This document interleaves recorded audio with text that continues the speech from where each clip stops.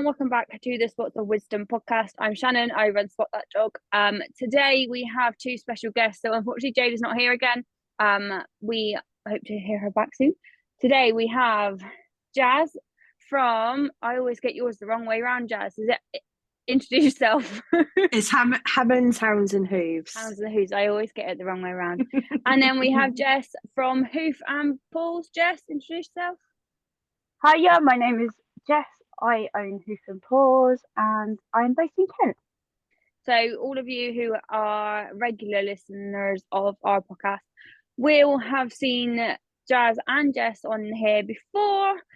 Those who don't know, actually me, Jess and Jess all did our course together at the same time. So we obviously all live at different points of the country. We did our course together online and we have not stopped speaking since. Constant every day. So today's subject on that, we are talking about like the variety that you will get, whether it comes to dog trainers, dog sitters, pet sitters, dog walkers, just your general pet professional, because that being himself, like I said, I'm from Bristol, Jazz is in Bournemouth, Jess is in Kent. That in itself will bring you a lot of variety. And then with dog training itself, you get a lot of variety in itself. Anyway, all of us will have our different passions and our different specialist skills, let alone pricing. In general, with trainers, you'll have different morals and different skill sets and different ways they do things. So, who wants to go first? Introduce, right, I'll go with, Jess then, because Jazz is pointing. Jess, I know we've previously had you on the podcast. Talk about your business a little. Tell me, we won't go into too fine detail. Tell me some stuff about your business. Okay, so we offer one-to-one, single and same household dog walking services. So no groups in ours. We don't do groups at all. A lot of the dogs we see have trauma history or reactivity in some way, or even medical concerns, which meant that they're just not suitable for a pack environment. And then we do pet sitting, but in our clients' own homes. So we don't have dogs come to us or anything like that. And then we do dog training services. So again, a lot of the animals I see are reactive in some way, even for training. And then we do like a few classes as well. So yeah, that's it really. Jazz? So I don't really do much. Well, I don't do any pet sitting. I did do pet sitting when I first started. Offer. I do dog walking, but I don't take on any more clients anymore. I focus more on the training aspect. So I do one-to-ones. I do some workshops, some group classes. Specialise in spitz breeds and reactivity. They're probably my favourite things to work with. But yeah, that's about it really. We've got some scent work classes coming up soon at the end of May, which I'm really excited for. Got all the bits come through as well, so getting all the little packs ready to give to clients at the end. So yeah, that's it. I don't really do, as I said, I don't do pet sitting anymore because my partner works long hours and I can't really leave the dog for that long if I'm looking after someone else's dog. So yeah. Yeah, and like I said, that in itself, we all kind of, our businesses do vary a lot just between the three of us, let alone anything else. Obviously I do a lot of pet sitting. I'm currently at a pet sit as we speak. A lot of dog walking, and then my training wise, I don't necessarily have a specialism. I cover a range of issues when it comes to one-to-ones. We do a lot of reactivity, but then also a lot of basic training as well. And I enjoy doing my classes. I know with both of you two are less so than I do. I think I do quite a lot of classes per week.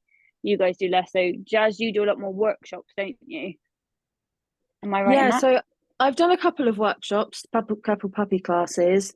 I don't have any like ongoing classes, that go week after week after week. Maybe at some point, but I'm quite happy having like the short little because I'm better in a one-to-one environment than a Yeah. group environment, but I do enjoy them.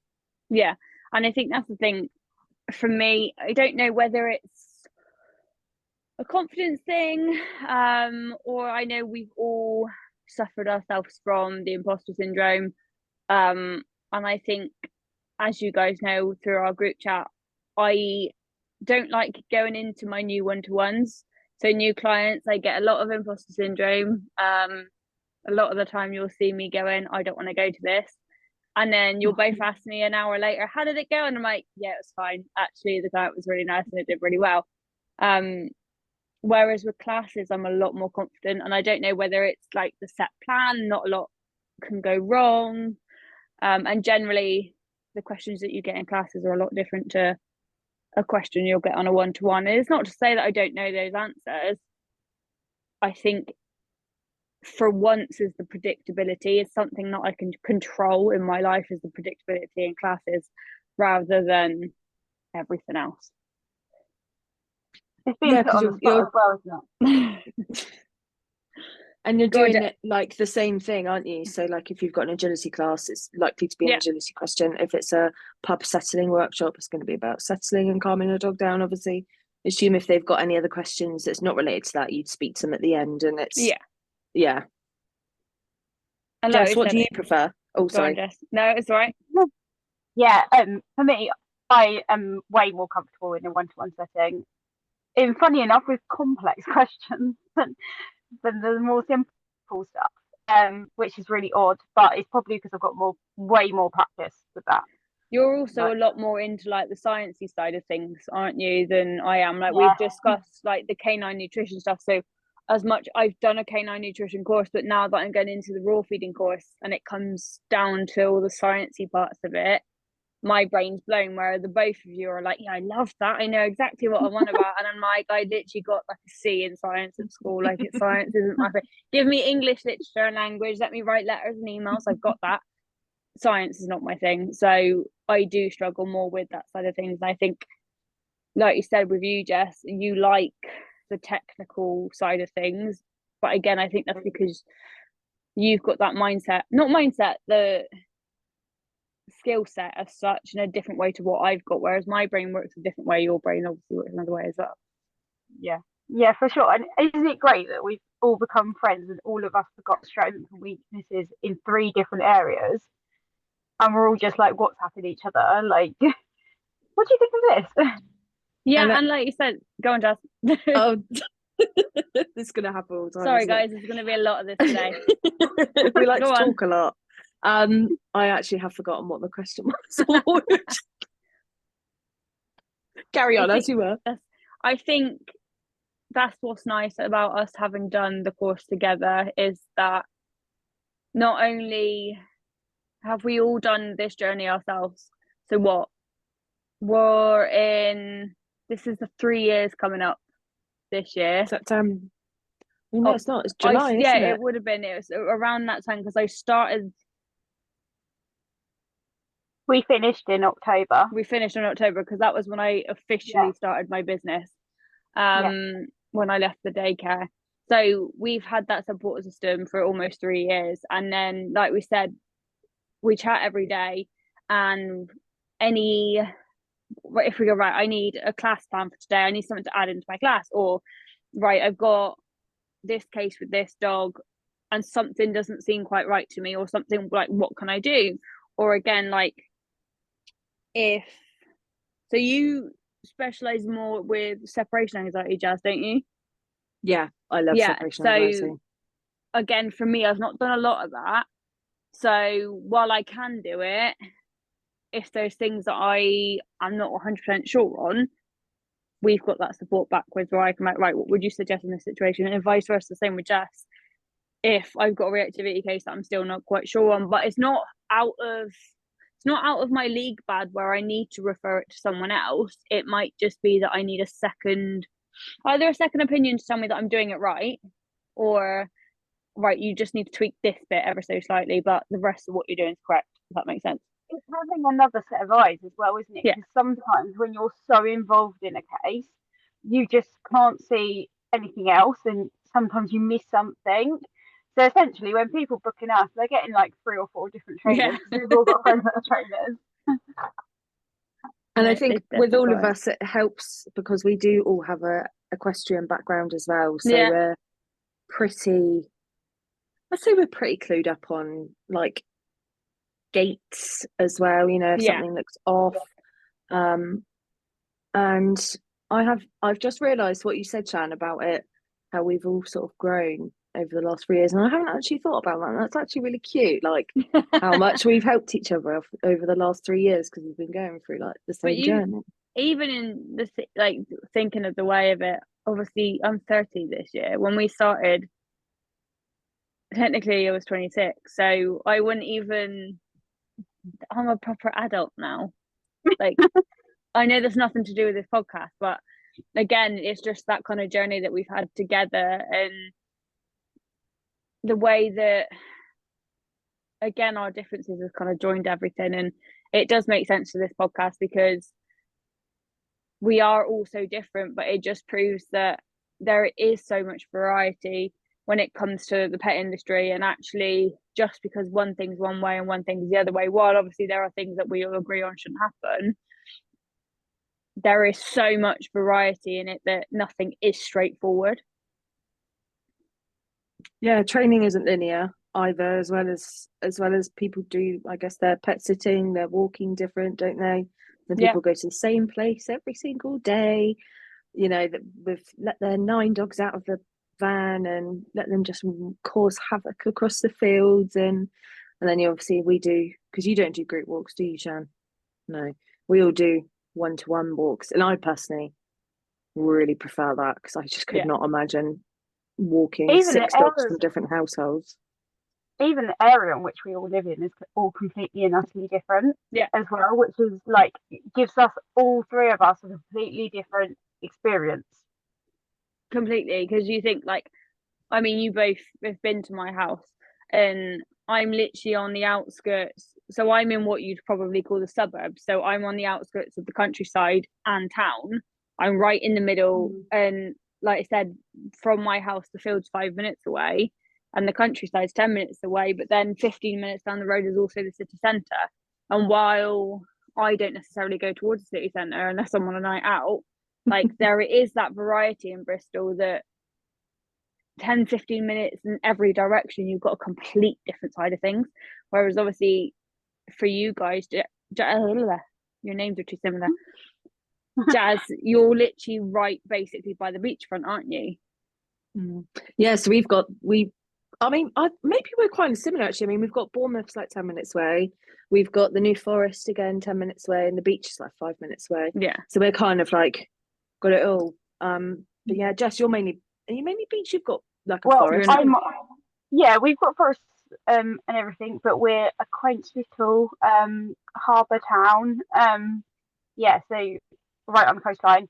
And then you literally, the woods is what, 5-10 minutes away from my house. So really, really lucky. Have beautiful walking area. But very different experiences because it's just busy. Like the town is just busy. Come summer, like today was beautiful. Literally our town was rammed. All the Londoners come down and they spend their day at our beaches. My leaving boys their would mess kill everywhere. to live by you guys. You need to come down, Shan. I will at some point. I'll drive. Get Jamie to drive you down. That's fine. That's fine. But again, that in itself. So again, there's differences between us guys. Like when you guys came to visit me. So for Jess, it was a 5-hour drive, and for you, Jazz, it was like what, 2 or 3 hours. Yeah. I can't.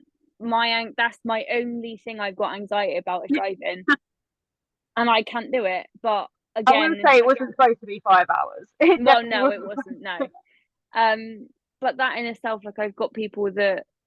So Bucky's breeder has actually said that she's going to help me kind of come get over it and kind of not help me with Bucky's training because he doesn't necessarily need training, but obviously we've had some issues with his recall recently, just where he wants to go and say hi to everyone and that, and we're going to get him more opportunities to just play with his sisters and his brothers and his mom and stuff like that. And it'd be things like driving to really local shows and then driving to take him to meet his family and stuff like that, but doing it in a non-pressured way. Because like we've talking about training and how we run our jobs in itself, we've all got anxieties about certain things. So while you're both saying you prefer the one-to-one aspect, I'm fine with talking in front of a lot of people. I always have been. It doesn't bother me.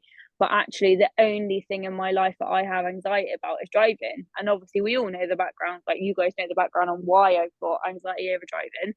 But that is something that holds me back in my business aspect as such, because while I would always find a way to do something, so if we organised a weekend for me to come down to Bournemouth, I'd find a way there regardless. I'd get it done. It just wouldn't be me driving. Passenger princess. Yeah, all the time. All the time. It'll probably involve me having to pick you up, Shan. Probably. It's fine. But that, like, again, in itself, there's the differences and things. So like, you guys have probably got different anxieties around your business in a different way that I have. So yeah, it's when we talk about the variety of our professionalism, it's not just about the way we run our business, like us ourselves, as well as the way we do things, our beliefs. Like, we are lucky enough that, yeah, we do have very similar beliefs.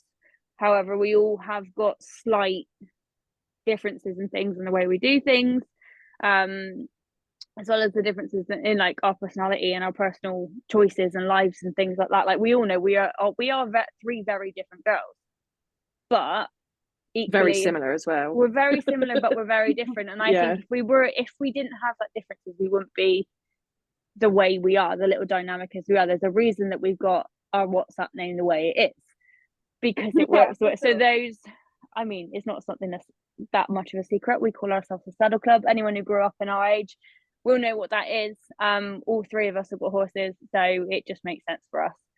If not, go YouTube it.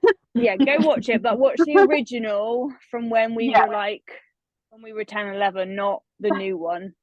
It's not as any good. So let's talk in the sense of, because this will make a difference as well. Let's talk in the sense of like price points for the stuff that we do. We're not going to be exact on our costings, but we've had this discussion ourselves on how much the difference in my walks compared to Jess's walks compared to Jazz's walks. And I think it's a good discussion for clients to know actually the difference in pricing, because I've had this conversation with other dog walkers in Bristol, and actually the price point varies completely. So for just going off what I've just said, for solo walks in Bristol, it can vary from £17-ish if you're an established dog walker to £30 for a solo walk for an hour. Generally, the 30 is more for reactive solo walks. I haven't figured out what areas. I need to find out, but you have got that variety in price point. Obviously, I always thought it was quite expensive, but apparently not. Apparently anything costs my prices a little bit. But I know me and Jess have had this conversation that, Jess, your prices are cheaper than mine, aren't they? Yes. Yeah, so 10 dog walkers tend to range, even if they're group or solo, £12 up until, like, I've seen it as high as 20, but certainly where I am exactly around the £18 mark, and I'm in the middle. What about you, Jess? Do you know what? I can't remember looking at the dog walkers prices since I like started up. But yeah, it was probably between like 15 to 20 quid.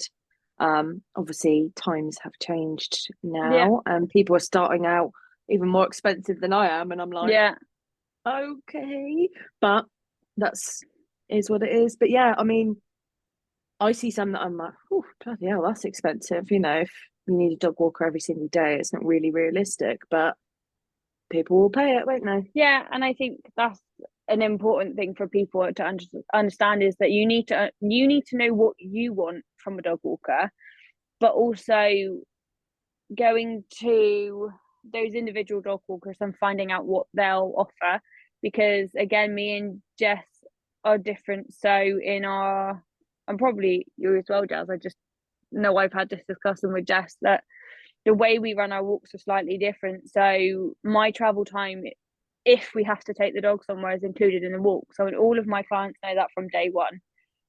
Generally because, again, a lot of the dogs we walk are reactive, but because of where the dogs are based, road walking them where they're based isn't really feasible. But because, like on a Thursday, we've discussed this before, between me and my 3 girls, we've walked 19 dogs in one day before. Trying to fit 19 dogs in one day plus travel time across the day isn't doable. So we have an agreement with the clients that we can take them somewhere nice, a 5-10 minute drive, but that will come off of their daily allowance. But actually the clients, because you go in with that first, they're happy with that. It's not as if like you've hidden that information or anything like that. And I think it's really important that, one, with us as pet professionals, that we straight go out and tell the clients what they'll get from us, but equally as a client you need to be asking those questions. I don't think it's that consideration when you're looking for a dog walker and maybe they're on the higher end in your area. Consider that when they're putting travel on top, what that is for that person's wage, i.e. when we take a dog somewhere, we've got our fuel, we've got insurance, we've got any qualifications that we have, all of that. You've got the poo bags, you've got the treats, you've got your leads, everything. All that costing comes in and out of that money. And to be honest, I don't really think any self-employed person should have to really justify why they pay what they pay. Like, it's that price. It is that price for a reason. But I do agree. Like, I think if clients, for example, are expecting you to, so if I was to take someone's dog to the New Forest, that's at least, depending on the time of day, if it's rush hour time, it'd take half a bloody hour. But if it's like calmer time, it'd take like 15 minutes or so. But that's to then expect half an hour of someone's day when they're not earning any money for that travelling or that petrol or whatever. So then expect your dog to do full hour's walk in all weathers, pissing down rain, blowing a hoolie, hot, not too hot, obviously. And I just don't think. Sorry, I thought a big moth was going to come in my room then. I don't think it's fair to expect that of a pet professional. Pet professionals have really high expectations of them anyway. I think we're held to quite a high standard. Yeah, people, if they want a different service as such, or they want a service varied, there's no problem with asking the question, but just don't expect you're going to get what you want. So if a client goes to me, right, I want you to take my dog to this venue, so this site, this walk, but it's 20 minutes away from my house, but I still want him to have an hour walk.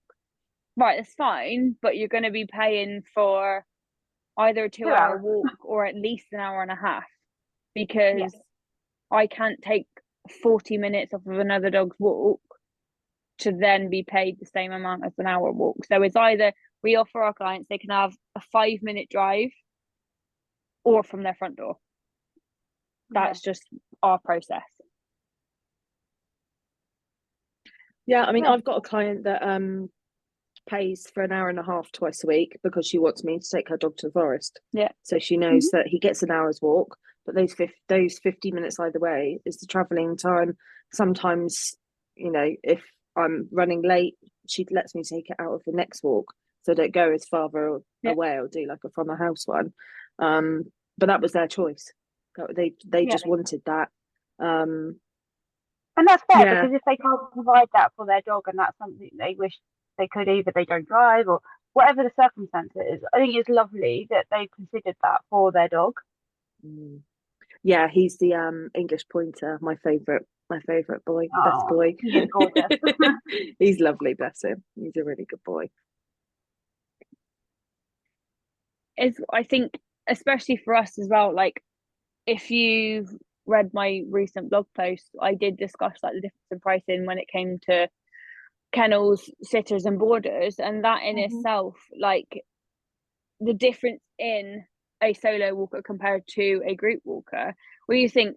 So my price is $18.75 for an hour for a solo walk for one dog, and you'll get an additional charge if you got two.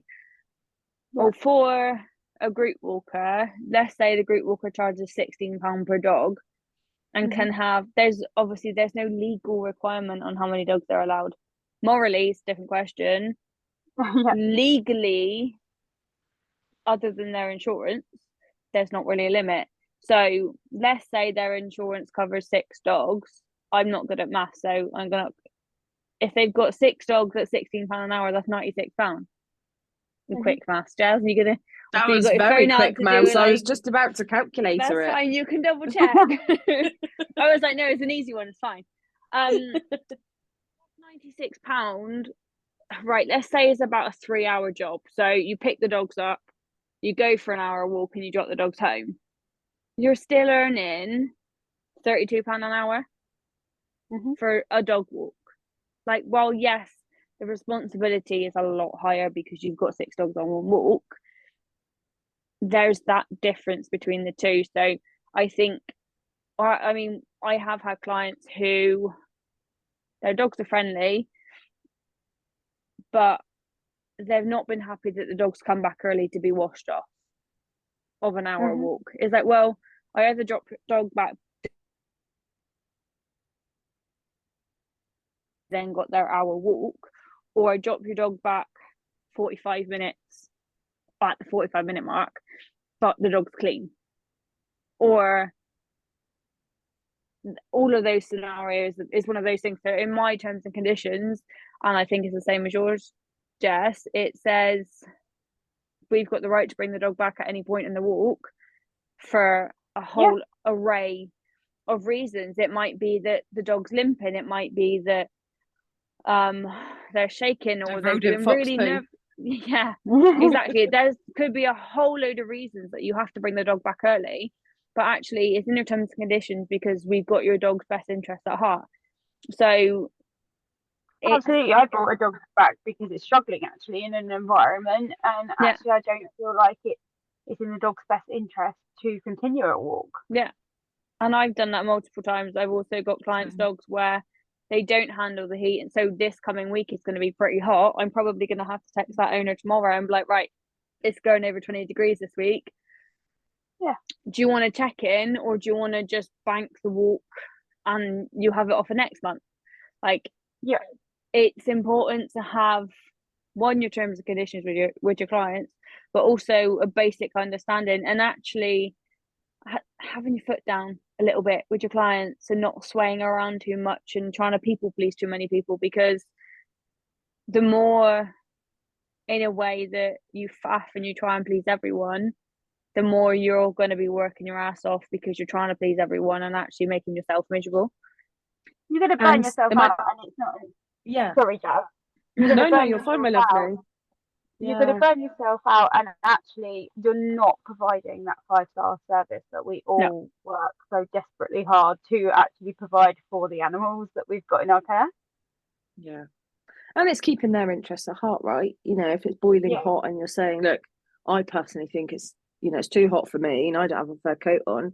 But if they're like, oh no, they'll be fine. It's like, but I'm not doing it because I can't be bothered. I'm doing it because I'm actually worried if your dog goes out for too long in this heat, they're going to get heat stroke. A reminder, we're also then out there doing, I don't know, 6, 7, 8 walks. Actually, if it's 20, 25 degrees, that's a lot for us to be walking in. Yeah. All day. Especially if you walk like reactive dogs as well. Yeah. Because you're constantly, well, you aren't anywhere, I guess, when you're responsible for your dog or someone else's dog, but reactive dogs in particular, especially if they're reactive to other dogs, you know, people are a bit easier to sort of deal with because they don't tend to sort of come up to the dog, do they? It's not a chilled out walk, is it? No, I think not the like slightest. this weekend I've had 2 new dogs, and while I love walking most of my clients, it was such a breath of fresh air walking 2 dogs that ignore other dogs and are allowed off lead. And I did an hour walk of just walking these two spaniels around the field, and I was like, this is nice. Like, it's people don't understand the mental toll it has, and equally, you guys again will know when you go home to a dog that has, I don't want to say behavioural issues because that sounds horrible, but essentially dogs who have behavioural issues, it's draining when you work all day with dogs with behavioural issues, and then you come home and you've still got a dog with behavioural issues. It is tiring, it is knackering to then continue and do it all. And while okay, our clients don't necessarily need to think about our personal life, if we're constantly tired because we're always working our best service to just do everything they want us to do, the likelihood is that, again, like Jess said, we'll get burnout and we're not going to be able to provide that service. And just to interject slightly as well, it's not even just going and doing the walk. It's the admin, it's messaging people, it's updating them, it's social media, it's podcasts, Sunday evening doing a podcast. Like, lovely to speak to you guys, but it is to do with work, isn't it? You're kind of, and Shannon, you're working on a Sunday till 10 o'clock, and then you've probably got a full day of walks tomorrow. Yeah. It's not just doing the walks, is it? 10 till 3 with walks, go do the horses, and then dog training 6 till 8, I think. Plus whatever I do when I get home. Like, it is non-stop, literally non-stop. And I know at a point, it was not this year, but there was a stage where my partner would get a little bit grumpy for me constantly being on the phone. He now understands being self-employed, you ain't got a choice. Like, you can and you can't. Like, there's so many people that won't answer their phone after a certain time, which I get, but equally, I don't want to wake up tomorrow morning to 600 messages that I've got to deal with tomorrow. I would rather just answer every single message as they come in. But I know you, Jazz, you do kind of set your limits, don't you? Yeah, I try not to reply late in the evening because that's my time. Like, I'm replying to people like kind of all day. I've been like replying to people and messaging clients and stuff today and checking up on them and see how their like behavior plan and stuff is going, but I'm not sat on my phone all day. I do have, because I burn out really quickly, so I have set like boundaries. Like you say, I've set quite good boundaries where if it's like an emergency, like I see a client's like message me like 17 times, I'm like, oh shit, what is it? So I'll check, and like if they need support or anything like that, obviously I'll give them it. But if it's just like oh, can you just check this tomorrow, or so and so's coming in, can you just leave this? I'll reply to that in the morning. Yeah, I will, it's fine. And that's not that I don't care, it's just I need that time to not be thinking about work, because like it consumes so much of my brain anyway. It is a big thing. Again, while our clients don't need to necessarily think about our personal, they do and they don't. They do need to be considerate of our times and stuff. But phone us at 3 in the morning, basically. Yeah, no, I've had it. I've told you. Did I tell you about the old lady that rang me at 2:40 in the morning? Why is a 60-year-old woman ringing me at 2:40 in the morning? Like, what? Why are you up at that point for a start? Let alone ringing me, the dog trainer, at 2:40 in the morning. Is it an emergency? I don't know. I didn't answer it. My phone goes on silent when I go to sleep. I'm not getting anyone's messages when I go to sleep. Again, I will answer my phone as long as I say it to every client. As long as I'm awake, you'll get a reply. I'm one of those, and you guys know me. Again, here's the difference between us and not. It doesn't make any difference, but I don't get burnout, but because I'm constant. I don't give myself a break. I am literally one thing after the other, constantly going. I don't get burnout because I don't give myself a chance to get burnout. Whereas the day I stop is going to be a different question. It's always when you get ill, isn't it? The moment you stop, you're like, oh, I'm ill. Yeah. When we go on holiday, it was when I went on holiday last year, wasn't it? And I was on holiday and I had like a really snotty cold, and I was sat in the middle of Spain in like 30-degree heat. I was sweating, but I was sweating, but I was cold because I had the flu while I'm sat on a sunbed, and I was like, guys, why? Jess, you've got quite strong boundaries, haven't you? Because I remember you put a post up, was it a couple of years ago? Yeah. Yeah, so I had a spell of people thinking it was socially acceptable to ring me at like 12, 1, 2 in the morning, like messaging me. So yeah, unfortunately I had to put boundaries in. Although I've been in the industry a long time and hadn't had to do it, I did have to put it in. Um, I'm the world's worst person. It's saying like, right, I'm gonna give myself an hour, I'm not gonna reply, and then end up replying somehow. But like you, Jazz, I am trying desperately to put some boundaries in place for myself because burnout does happen really regularly for me. But then I have to remind myself I also really regularly do 12-hour days. You're up earlier than me Oh yeah, every no. single day without fail. Bleeping Yeah, out that I know. You guys know that I struggle to get up before 8 o'clock. Like yeah. recently, I've been trying to make my earliest job 10 o'clock so I can stay in bed till 9. Like my my gosh. burnout is slowly getting to me, but early in the Wow. morning, though, I can't do She's it. just creeping in slightly, isn't she? Yeah. Like, oh, just have an extra hour in bed. Yeah, Go I on. do it all the time, and it's awful. I feel really bad as a kid, and it really annoys me because as a kid, it would be one alarm, and I'd be up like a rocket, be ready in quarter of an hour, and I'd be straight at school. I was the opposite. I was the opposite as well. I know.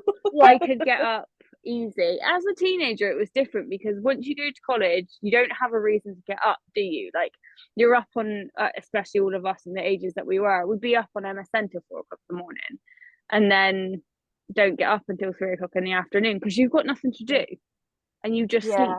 Like Oh, those were the I days. didn't have dogs back then, so I had no dogs, I had no horses. I didn't really have a reason to get up and get out of bed, like other than my mates.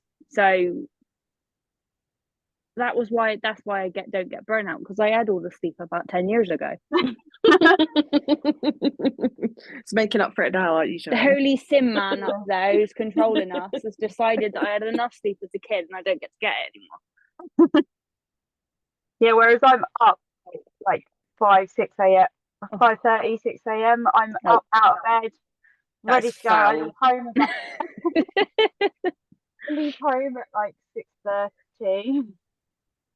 Mentalist. Absolute mentalist. That was my thing when I started my business. I was like, I am not seeing before 6 a.m. Categorically not. So I used to start work at 6:45. So I had to be ready, logged on, ready to take calls at 7:45. And I had to sort the horse out in the morning because I've got OCD. I had to do all this stable and everything first. I couldn't just walk and leave it. So I'd literally get up at like 4:30. When I started my business, I was like, no, I'm not doing this anymore. I'm too old for this shit. Sorry if we're not allowed to swear as well, Shan. I don't. Yeah, it's fine. YouTube and Spotify haven't banned us yet, so we're all good. We're doing well. We're all good. So, going back to the main subject, because again, we knew we were going to go off on a tangent at some point. What differences do you guys see generally on your day-to-day in your areas, whether it's walking, sitting, whatever? What do you see as a big difference in the businesses around you? Probably, oh gosh, we do definitely have, like for training side, we have a wide variety between the positive group, if you like, to the ones that are balanced, and then some that err on balance on the side of adversive. Do you have many trainers by you? Yes. I would say Bristol is hugely influxed with trainers. Like, so we don't have the controversy on what type of training people do. As far as I'm concerned, there's not many. I don't know. Maybe I'm being stupid. There's not many adversive trainers around here. There are people who are open. I don't want to say they're balanced, but their eyes are a bit wider than just being a certain way. Again, whether we agree with that or not is a different question, but we don't have the line between balance and adversive or force free like you might do in yours. What about in Bournemouth does? I think we've got quite a few balanced trainers, good ones and bad ones, because yeah, they can obviously be both. Don't really know about. Oh no, there is quite a prolific one, not in Bournemouth per se, in this vicinity.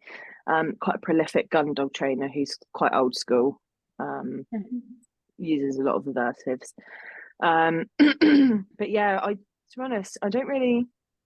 I've got like a really nice community of dog trainers down here and a couple of walkers as well. Like we've got a group chat as well, and we're all similar views, I guess. You know, we all train the same ways, but everyone specializes in different things and does different things.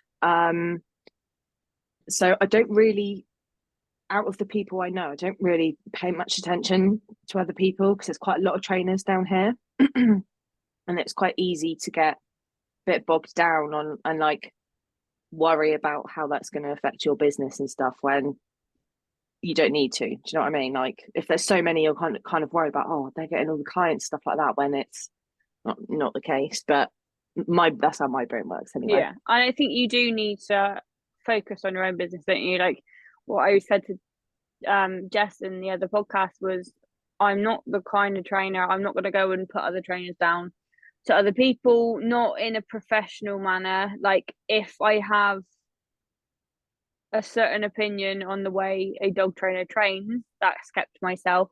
Other clients don't need to know that unless I was concerned about the dog's welfare. Clients don't need to know my opinion on other trainers because it's a personal opinion, because what I feel they may not feel, so that's not for me to put onto someone. And I think the minute you become that sort of trainer who starts bashing other trainers, then does your business really speak for itself? Does your training and what you do actually have substance to it? Like if the only reason you're getting sales is because you're putting down another trainer and telling people not to go to the other trainer, then are you really as good as you think you are? Yeah, to me that would be. Oh, sorry, Jess, carry on. Sorry. Absolutely, you're right there. And I think the only time you need to give comment is if, for example, you're in a consultation or a client's asked you a question about advice that they had been given from another trainer, and you give your personal opinion on it. And, you know, I've heard all sorts been told from other trainers, some very, very questionable advice there. Some that have almost made me spit out my tea over conversations, but that's the only time you really need to comment. Or if you feel like what the advice has been given is going to cause a welfare issue to There's that definitely a way animal. you address that as well, though, isn't there? Absolutely, 100%. I think as well, it just looks unprofessional and like you look a bit like insecure if you're constantly bashing other trainers, even if you don't agree with what methods they use. Like, yeah, like you said, for example, Jess, obviously if they've given, so for example, they've gone to someone who uses e-collars, they've given them an e-collar, they've conditioned the dog to it, they've shown them how to use it and stuff, but they're not 100% sure. It's not up to us to sort of judge them or the other trainer, is it? Like they've done what they felt was best for them, and I feel like if we start then bashing them, that then makes the client feel a bit embarrassed and ashamed, and like it makes you feel a bit awkward, doesn't it? If you say you've used someone and then someone starts slagging them off, you're a bit like, oh, I feel like a bit of an idiot now because you've made out that they're this horrible person, and it's almost judging that client's choices in order for them to have gone with that trainer. Like I think you're fully well entitled to say, right, so like Jess said, this trainer has used an e-collar or a prong collar or whatever. You're fully well entitled to say, right, that's not something I would do, but have you tried this? Or what reason did that trainer give in order to give you that advice? Like you don't have to go out and be like, well, that man's an asshole. Like why would he even suggest that? What an absolute idiot. Well, it's your time, isn't it, to educate at that point. It's your time to educate as to why you choose not to use it. Yeah.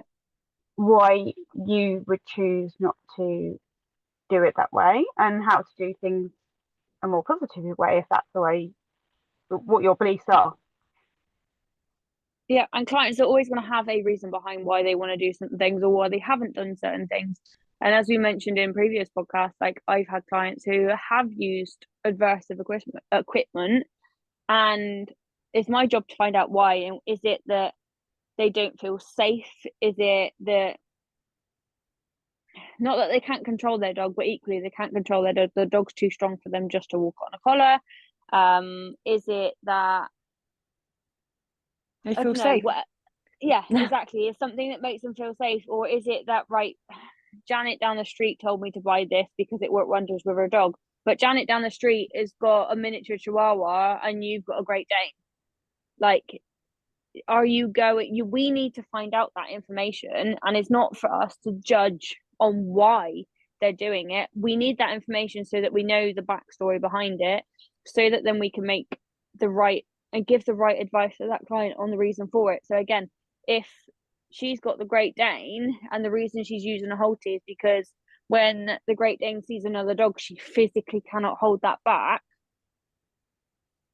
While we don't necessarily like a Holtie, again, as we had the conversation, if it's conditioned and it's for the safety of the owner, we can kind of let that one slide. Whereas again, I can't believe I've seen it. I was on the way to a job one day and I seen someone, the puppy had to have been 12 weeks old with a Holtie on it, walking down the road past the school with her kid. And I'm literally like, for those that you that cannot see, we've all just cringed. Literally, the silence is deafening. If you're on Spotify, we've all made the same face.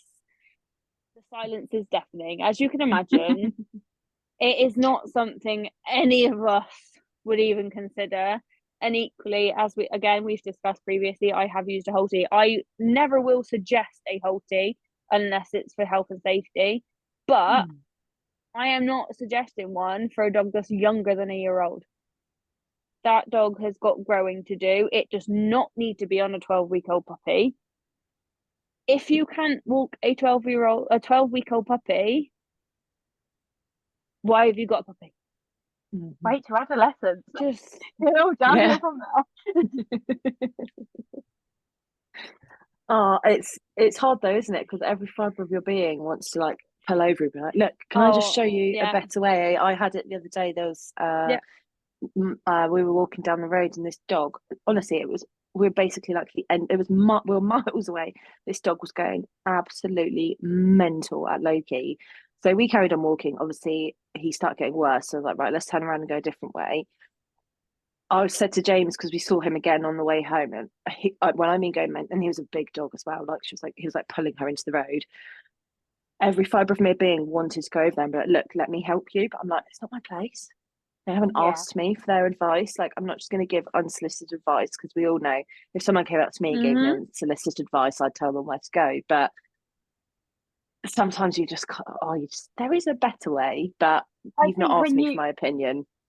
I think, Jess, you're right. When you've got the knowledge, it's really hard, because like we're all trying our hardest within our businesses to do the right thing and educate owners. And when you see it out in public, all you want to do is help that person, because you know you can make a real difference. I think a big thing with that as well, though, is that the difference between unsolicited advice and what we do is that the people that come to us genuinely want help. Whereas the likelihood you go and approach someone on the street and say, look, you're doing it wrong, fuck off.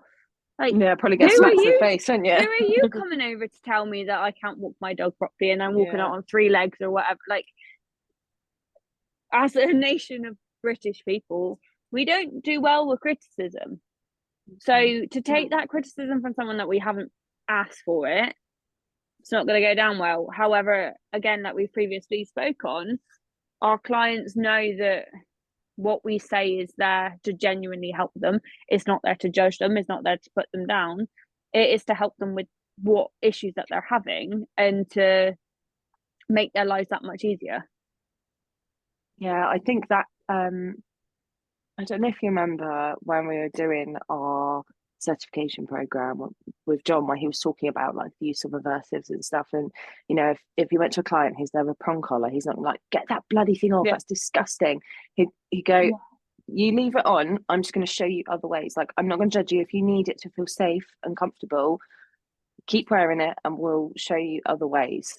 Whereas I think that's much more than, you know, I'm not going to slag anyone off, but there's someone who is very, very fanatically force-free, let's say, and very judgmental online. And to me, if I was a customer and I had to look on someone's social media and they're very judgmental about, you know, like Holties and prong collars and e-collars and stuff, like if I was an owner who wanted help to move away from that, I wouldn't want to go to them because I'd feel like I'm being judged and sort of ridiculed for the choices I've made for whatever reason that may be. And sometimes people are using these equipment because they feel like that's the only way, especially when you have got reactivity. They maybe have gone to another trainer, and I certainly had clients that are and have been using adversives because they have gone to a trainer and been told that's the only way that they would be able to control their dog, and like almost scaremongered into using it, and that will be the only point. Otherwise, your dog will have to be destroyed. I've had clients being told that. And actually, I've had to go in and show them that other way, and it's like it's absolutely okay for you to have it on if that's the way you get comfortable, like feel more comfortable. But hey, let's just take that clip off of that prong and pop it on a harness, and let me show you still got perfect control on that harness, but it's there if you need it. Until you're comfortable. And then once they're comfortable, they've like I've got a client now. They had a prong on their dog, and literally she swore blind she would never be able to control it without never ever. And now he walks perfectly loose lead on a harness, and he never ever has worn it when I've got him, but he does now not need one with his parents. Yay. Yeah, exactly. It's those small wins, but education has come first, and her feeling comfortable has come first. Well, especially because, you know, you're in control of a sentient being that could cause damage. No matter what size it is, they could cause damage to someone or something. I think it's a big thing in that, like, a lot of it with people using certain equipment is generally because they're not educated on it. So it's just that someone on Facebook has suggested that someone use this. They don't know the ins and outs of how it works, and like, so again with the Holties, they don't realize, depending on which one it is, because again there's different types. Like the one that I've got, I know how it works. I don't like how it works, but again, we've had my reasoning for it, in that my one sits here, figure of 8 one, so technically they pull and it goes like this. It blocks off any breathing. Again, not something I want to be using. We're not talking, but it's the education. I know, while I'm not using it for the sake of aversive, again, it's used like once every 6 months. I is either using that or using the other ones where the thing connects from the top of the bottom of the chin to the neck, and when your dog pulls, it pulls their neck back. And it's like, right, well, you can either jolt your dog's neck back or you can whatever, but clients don't know that. All they know is that someone on Facebook has said, put this Holtie on your dog because it'll work wonders, and the minute you put it on, it'll stop pulling. That's all they care about, because someone suggested it and it works. It's a quick fix. It's a quick fix. They don't know the rest to it. It's our job to educate clients on why they use it. So again, it's like, right, okay, if you want to use it, fine. I'm just going to tell you what happens and why it works. Plain and simple. That's a whole nother kettle of fish. So that's a whole another day.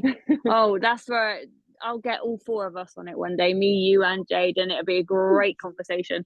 Yeah, I've got lots of bugbears about that, I have to say. That in itself, again, like the difference in different trainers is that some trainers will just suggest these equipment without explaining to clients on how they work.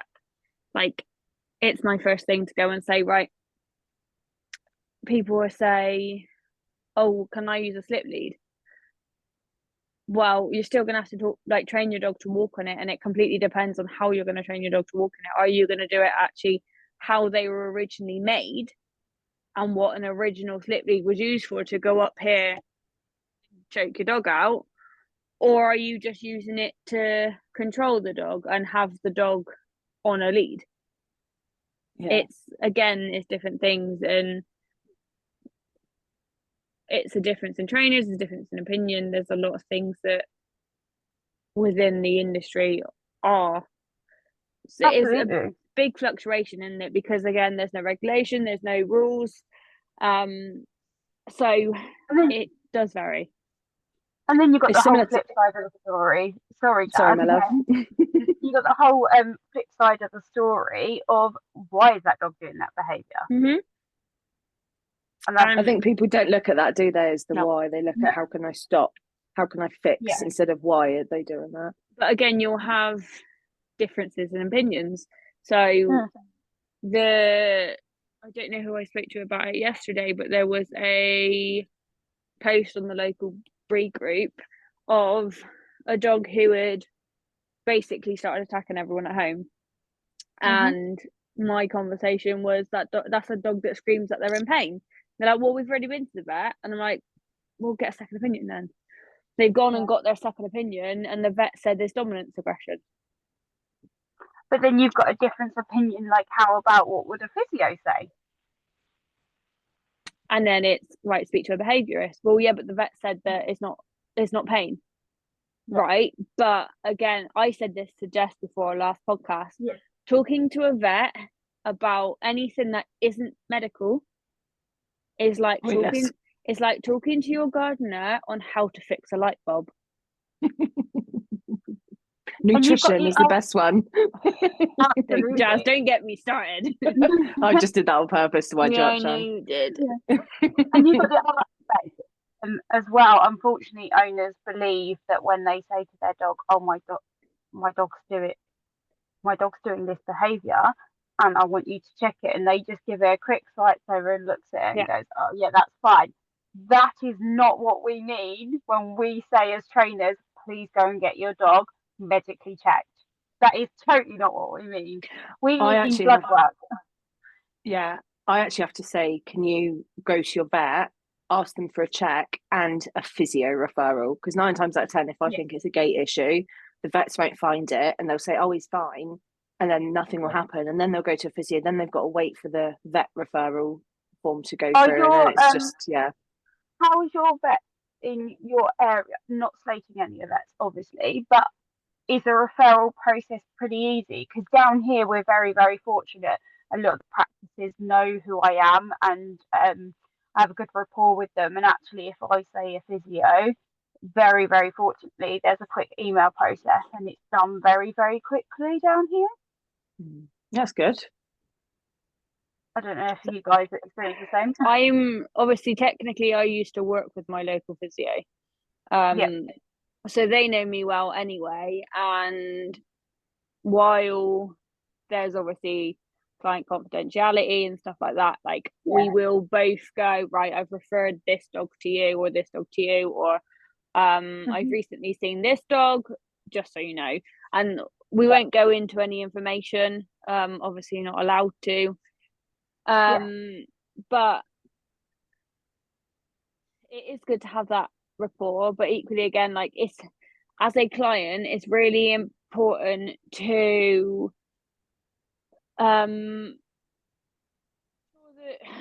you're quite straightforward with your vet, because my vets know that they can't mess around with me in the nicest way. I am very straight up with my vet, and they don't piss me around. They're not allowed Doesn't to. sound They like you, know. Shan. Nope. They go in. If it's a new vet, I'm like, right, I raw feed my dogs. There's no discussion about that. I raw feed my dogs. I don't tell me. You will not change my mind onto kibble. No, I've only ever met one vet. I went in and I was like, yeah, I raw feed. I know you don't like feeding Dalmatians raw food, but that's what I do. And she goes, oh, I actually raw feed. And I was like, I fall over, like, oh my God. And I was shocked. I didn't know what to do. But then equally, the rest of the appointment, she ruined it anyway. So there was always about to be a downfall for it. But then, like, so again, each one I go in, and as I've said to you guys before, it's on my file that I raw feed as a last resort. I never said it was a last resort. That was definitely a choice that I chose. But because the vets don't agree with it, that's what they put on my file. So every time I'll go in and I'm like, right, I raw feed, it works for us. Like it is what it is. They don't get a say in that. They don't get to discuss it. When Bucky obviously had Guardia, the vet said about doing an elimination diet, and I was like, no, he's not going on prescription food. I'll do an elimination diet with raw food, and he can go on 1 protein a week, and then we introduce no new protein. But he's not going on your shitty Hills or Purina or whatever it is, because I'm not feeding my dogs that. Exactly. And I think it's really important for any clients to step their foot down on that sort of thing. Yeah, I agree. Yeah, we're quite lucky with our vets down here. Oh, are you okay? Sorry. That's all right. I was going to say, we're quite lucky with our vets down. Well, the vet I use anyway, they're pretty. But then again, I'm similar to you, Shan. Like, look, raw feed. I know most vets don't agree with it, but that's how I feed my dog. Talking about the difference in the pet industry, this is all of it. We've got different vets. Even within one vet practice, you'll have different vets with different theories and ideologies and stuff. And then you've got different vet practices do different things. Like we've had, where I used to work, we used to have a holistic vet that worked there, and she had so many clients, like it was unbelievable. Whereas I don't know where she's gone now, she's gone somewhere else. But there's a big range within the pet industry, and it is something that the general public or potential clients just need to do their research into everything. So ask all the questions that you need to ask, and kind of be firm in what you want, but in the nicest way. Be firm in what you want. You don't have to be rude to people about it. But if you know, again, going back to dog walking, that you want your dog's feet cleaned off at the end of every walk, but you want them to have an hour walk, then you need to be willing to pay the money. Yeah, and I think be clear in, like, if you feel like you would like, I don't know, someone that provides enrichment in their check-ins, make sure you find someone that's equipped to do that. If you've got a reactive dog, make sure you find someone that's like equipped and skilled to deal with reactivity, or perhaps know the breeder dog that you've got and have experience with the breeder dog you've got. Just being a bit more of like what you want, i.e. also when you look for a pet sitter, is your dog okay to be left? Is your dog not okay to be left? Find a pet sitter that suits. It is definitely important to make sure all those questions are asked, regardless on what side of the boat you're on as such. And I think I've had too many clients where they don't ask the questions first, they ask them later, and actually that's then where more problems are created, because if you were just straight up at the front, we wouldn't have had a problem. Yeah, for sure. And there's not really anything to be embarrassed about. If your dog has the occasional accident, like it might poo itself in the house occasionally, there's not really anything to withhold or no. And or if they resource guard. We'd much rather have clients who are extremely honest. If your dog's a bite risk, and I'd rather you tell me the dog's a bite risk, so I'll still do it. But I know there are bite risks, so I know what precautions to take. I'm not gonna just like leave you hanging, but I'm also not gonna put myself in a situation where if I've got to go and clean up something on the floor that your dog resource guards his own sick, like I need to know that.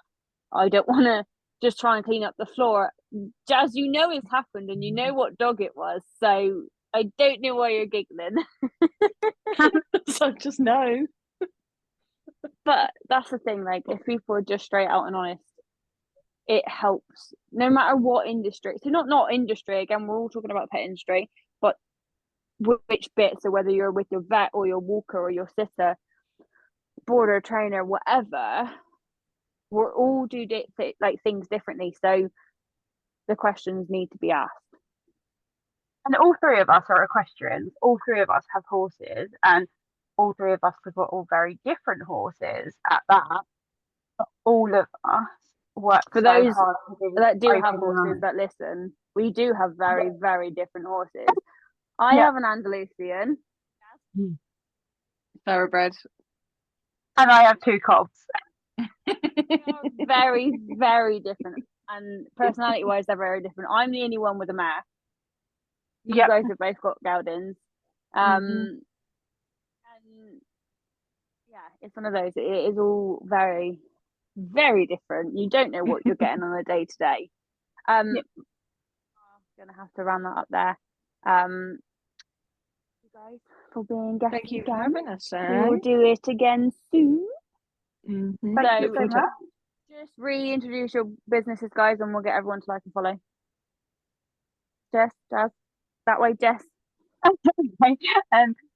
So thank you guys. My name is Jess. I'm from Hoof and Paws in Kent. And I'm Jazz from Bournemouth, and my business is called Hammonds Hounds and Hooves. So thank you again for listening, guys. And we hope to see you on the next one. Don't forget to like, follow, and share for more. Bye. Bye.